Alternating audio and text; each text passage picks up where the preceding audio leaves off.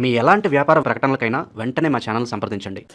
Yeah కుక్షి వివరే కృత్వా స్వయం రక్షతి సర్వతః నమామి జననీం దేవీం పరాం ప్రకృతి రూపిణీం కృచ్ఛేణ మహతా దేవ్యా ధారితోహం యథోదరే తత్ప్రసాదాత్ జగద్దృష్టం మాతర్నిత్యం నమోస్తుతే పృథివ్యా యాని తీర్థాని సాగరాదీని సర్వతః వసంతి యత్ర తాం నౌమి మాతరం భూతిహేతవే.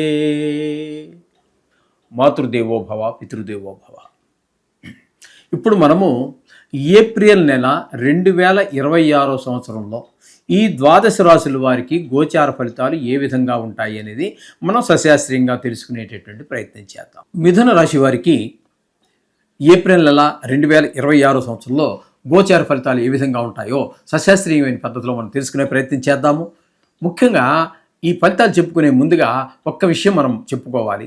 ఇక్కడ చాలామంది వేరే యూట్యూబ్లో చదివేవండి, వేరే చాలా గురువు గారు చెప్పారు, ఏంటో 4-5 గ్రహాలు ఒక్కో దగ్గర ఉండడం వల్ల ఈ ప్రమాదం వచ్చి మీద పడిపోతుంది, 4 చతుర్గ్రహ కూటం చేరిపోయింది, 2 రాసుల్లో ఏకంగా అటు కుంభంలోనూ అటు మీనంలోనూ కూడా జరిగిపోయింది, ఏదో చాలా ప్రమాదం అంటున్నారు, ఏంటి సార్ చాలా భయంగా ఉంది నాకు అని చెప్పి చాలామంది ఫోన్ చేస్తూ ఉన్నారు.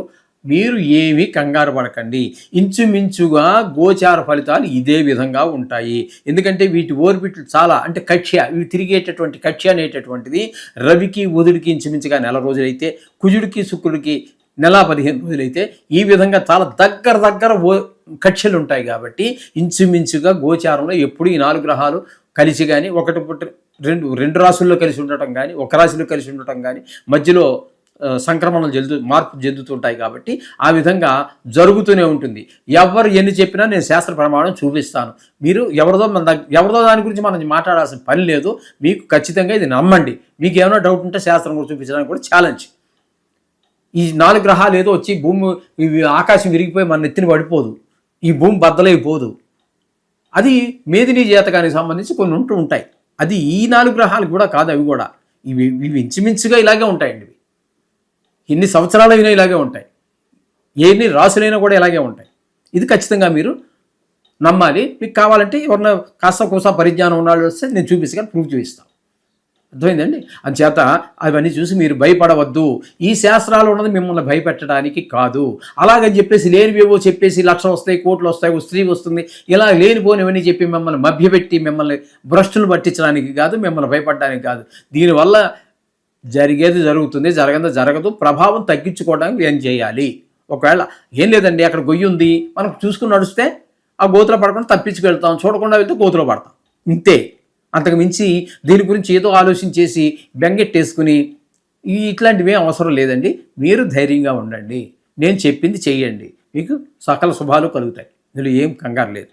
కొంచెం దోషం ఎక్కువగా ఉందనుకోండి, కొంచెం హోమము జపాలు ఉంటాయి.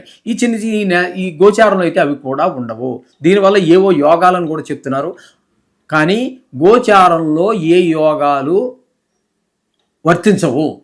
ఏ గ్రహాలు 2 కలిస్తే అది రకరకాల యోగాలు ఉన్నాయండి. గజకేశ్వర యోగం అని, మరొకటి చంద్రమంగళ యోగం అని, ఇట్లా ఏ ఉన్నప్పటికీ అవి ఏవి కూడా గోచారంలో వర్తించవు. అవన్నీ జాతకానికి మాత్రమే.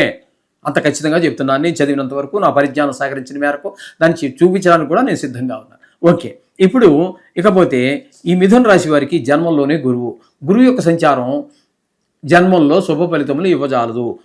మనకి ఆ మనిషికి ఈ మిథున రాశి వారికి ఏమవుతుందంటే, గోచారం ఇక్కడ సంచరించటం వల్ల ఇదే పరమార్థంగా తీసుకోవద్దండి, మీ వ్యక్తిగత జాతకమే మెయిన్ అవుతుంది. అది బాగుంది అనుకోండి, దీన్ని పట్టించుకోవాల్సిన పని కూడా ఉండదు. ఇక్కడ జన్మల్లో గోచార గురువు ఉండటం వల్ల ఏమవుతుందంటే, మన మనసు చెడు ఆలోచనల వైపు, చెడు ప్రవర్తన వైపు ఆకర్షితులవుతూ ఉంటుంది.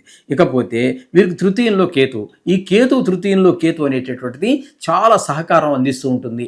మనకి తెలుసున్నవారు, తెలియని వారు, ఉద్యోగ స్థలాల్లో, వ్యాపార స్థలాల్లో, వ్యవసాయ స్థలాల్లో, మన కుటుంబంలోనే, మన ఇంటి చుట్టుపక్కల అందరూ కూడా మీకు సహకరిస్తూ ఉంటారు. ఏది అడిగినా ఇవ్వటము, మాట సహాయం కావచ్చు, ధన సహాయం కావచ్చు. అలా మీతో పరిచయం ఉన్న వాళ్ళు కొన్ని సందర్భాల్లో మనకు ముక్కు మొహం తెలియని వాళ్ళు కూడా సహకరించవచ్చు. ఆ విధంగా తృతీయ స్థానంలో కేతు గ్రహం ఉండటం వల్ల ఆ విధమైనటువంటి శుభ పరిణామాలన్నీ కనబడుతూ ఉంటాయి. ఇకపోతే భాగ్యస్థానంలో రాహువు, బుధుడు, కుజుడు 3 గ్రహాలు ఉన్నాయి. ఇక్కడ రాహువు కానీ బుధుడు 9 రోజులు ఉంటారు, రాహు పూర్తిగా నెల రోజులు ఉంటారు, కుజుడు 2 రోజులు మాత్రమే ఉంటారు. కాబట్టి ఈ భాగ్యస్థానంలో ఏ ఒక్క గ్రహము రాహు కానీ బుధుడు కానీ కుజుడు 2 రోజులు కానీ యోగాన్ని ఇవ్వరు. వీళ్ళు చేసే పని ఏంటంటే ముగ్గురు ఇంచుమించుగా అదే ఫలితం అండి. స్థానాన్ని బట్టే ఫలితాలు ఉంటూ ఉంటాయి. కాకపోతే మూర్తి మంత్రాన్ని బట్టి మూర్తిమంతం అని ఉంటుంది. సువర్ణమూర్తి, రజితమూర్తి, లోహమూర్తి ఇట్లా రకరకాలు ఉంటాయి. దాన్ని బట్టి కొంత ఎక్కువ తక్కువలు ఉండొచ్చు, కానీ ఫలితం అయితే మాత్రం ఇదే.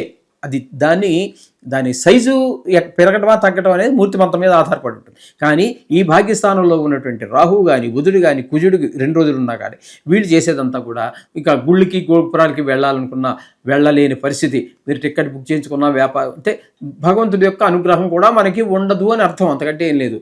భాగ్యస్థానం అంటే ఇంకా దాన్ని అలాగే చూసేస్తున్నారు చాలామంది. భావాద్భావం తీసుకున్నట్టయితే పంచమ స్థానానికి సంబంధించినటువంటిది. పంచమ స్థానం అనేప్పటికీ పూర్వపుణ్యం, సంతానం ఇవన్నీ వస్తూ ఉంటాయి. దానికి భాగ్యస్థానం అనేది భావాద్భావం. అంచేత ఆ ఫలితాలన్నీ కూడా ఇక్కడ మనకి రావాల్సినటువంటి గుళ్ళు గోపురాలు దేవుడి దర్శించుకొని మన గోడు చెప్పుకొని ఆయనతో ప్రార్థించుకోవడం అవకాశం కూడా కలగకపోవచ్చు. తండ్రి గారి యొక్క ఆరోగ్యం మీద కొంచెం ఇబ్బంది పెట్టే పరిస్థితి ఉండొచ్చు ఈ భాగ్యస్థానంలో 3 గ్రహాల వల్ల. ఇకపోతే దశమ స్థానంలో శనీశ్వరుడు, రవి ఒక 14 రోజులు, శని భగవానుడు 10 రోజులు నాటి పూర్తి నెల, రవి 14వ తారీఖు వరకు, తర్వాత కుజుడు 2 రోజులు ఇందాక మనకి భాగ్యస్థానంలో ఉన్నారు కదా, ఇక్కడ దశమ స్థానంలో కుజుడు ఇంచుమించుగా 28 రోజులు, ఇంచుమించుగా 28 రోజులు, బుధుడు నెలంతా కూడా. బుధుడు ఇక్కడ అంటే ఇక్కడ 9 రోజులు మనకి ఇందాక భాగ్యస్థానంలో ఉన్నారు, ఇక్కడ దశమ స్థానంలో మిగతా అంటే 9 రోజులు పోతే 21 రోజుల పాటు ఇక్కడ సంచారం చేస్తున్నారు. ఇక్కడ బుధుడు కూడా మీకు బుధుడు దశమ స్థానంలో యోగాన్ని ఇస్తాడు. 21 రోజులు మీకు మంచి ఫలితాలు ఇస్తాడు. ఉద్యోగరీత్యా పెరగడం జరుగుతుంది, ఆదాయం పెరుగుతుంది. అలాగే కుజుడు దశమ స్థానంలో యోగించజాలడు. కాబట్టి ఈయన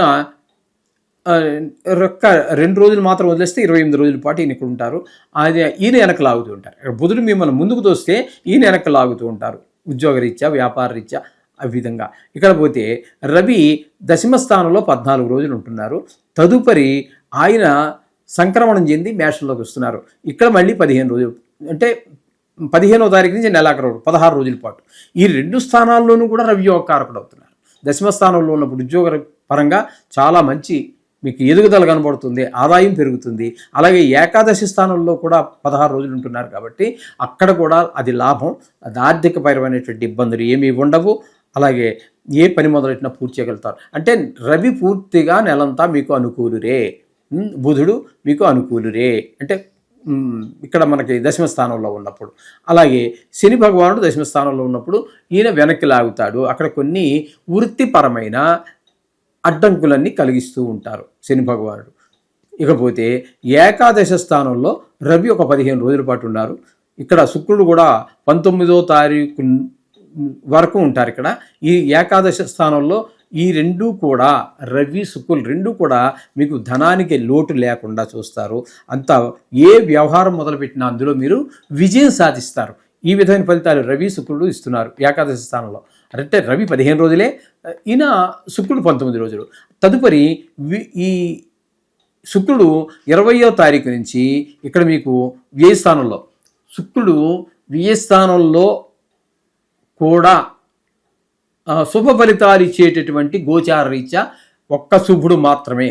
ఆయన కూడా మీకు ఏకాదశి స్థానంలోనూ ద్వాదశంలోనూ ఉన్నారు కాబట్టి పూర్తిగా శుక్రుడు అనుకూలుడు. అలాగే రవి పూర్తి అనుకూలుడు.